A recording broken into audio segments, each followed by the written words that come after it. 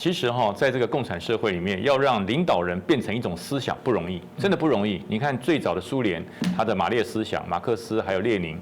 马克思代表的是思想的一个掌握，但是列宁呢，他是国家领导人，所以他是两个不同层面。但是到了中国以后，他们最主要的两个核心点，毛泽东跟邓小平，那这两个人为什么会成为现在中国共产主义的一个所谓的先驱或是代表人物？因为第一个，毛泽东他是使用了共产主义，然后呢，把所有的政权拿到手，所以毛泽东叫做开国。所以常人家会讲说，毛泽东让人民站起来了，对，人民站起来没有错，但是人民并没有富起来。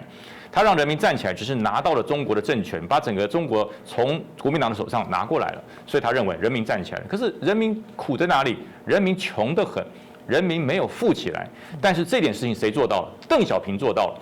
邓小平他的改革开放，他的各种的怀柔政策，让中国的人民富起来。但是富呢，也没有富到普及，没有均富，是普遍的所谓的这个领导阶层，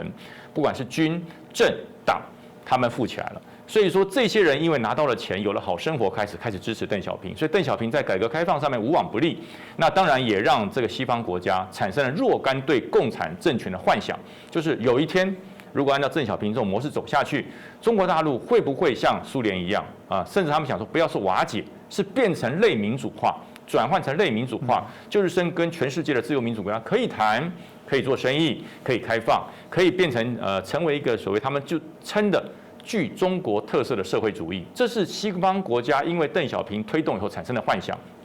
但是呢，中国大陆经过了他的几代领导人，包含了这个江泽民，包含了胡锦涛，他们的做法都是前面的萧规从随，我都不要走，我也不要变，就是反正不管是毛泽东的我也不要改，邓小平的我不要改，我就依据他的模式一步一脚印的走。然后中国大陆也在这个方式下面，那时候我讲句实话，如果继续走下去台湾一定被统战，我们中华民国一定被统战的，因为他们越来越有钱，他们的所谓专制越来越少，但是呢银子越来越多。那会吸收了很多我们中华民国的人民要去投资，要去掏金，要去所谓一元发财梦。那但是呢，到了习近平完全改变，习近平就好像是一个生下来什么都不缺的一个大公子哥。中国在他的眼中就是有钱的，中国在他的眼中就是兵富民强，中国在他的手上就是一个可以称霸社会，所以他开始喊出什么中国梦。习近平上来开始喊出中国梦，这个中国梦开始的时候，其实西方社会是乐观其成，因为他觉得中国我们真的要等到这一天了，中国要改革了，中国要调整了，中国要放弃所谓的专制暴政的共产主义。但是呢，好景不长，习近平他并没有延续了所谓这个邓小平的怀柔政策，所谓的改革开放，所谓的黑猫白猫抓得到老鼠的才是好猫，他没有走这个，他要回到毛泽东的专制集权时代。可是他没有想到，毛泽东带给这个全中国大陆叫灾难。当时虽然说中国人民站起来了，可是如果没有邓小平，中国的共产党早就灭亡了。如果没有邓小平的改革开放，没有邓小平的所谓让大部分的人民富起来，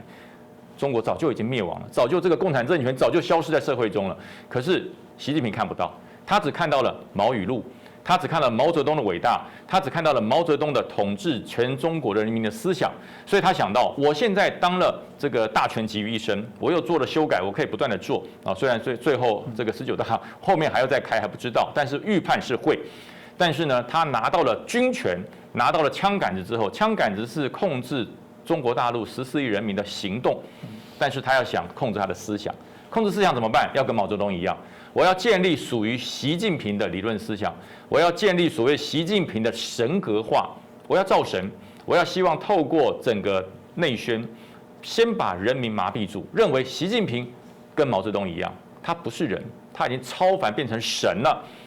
无神论都不要信，谁都不要信，只要信习近平就好。他想建立这种所谓神格化的政治领导的模式，但是呢，在于现在他的外交遭受到莫大的挫败。人家说战狼外交，那个就是恶狼外交。哪里有一个人是想跟全世界做朋友，是用威胁的口吻？哪有一个人要跟全世界做外交手段，是用枪杆子顶在后面？没有这种外交方式。可是习近平觉得，毛泽东可以，我也可以。可他忘了一件事，毛泽东没有外交。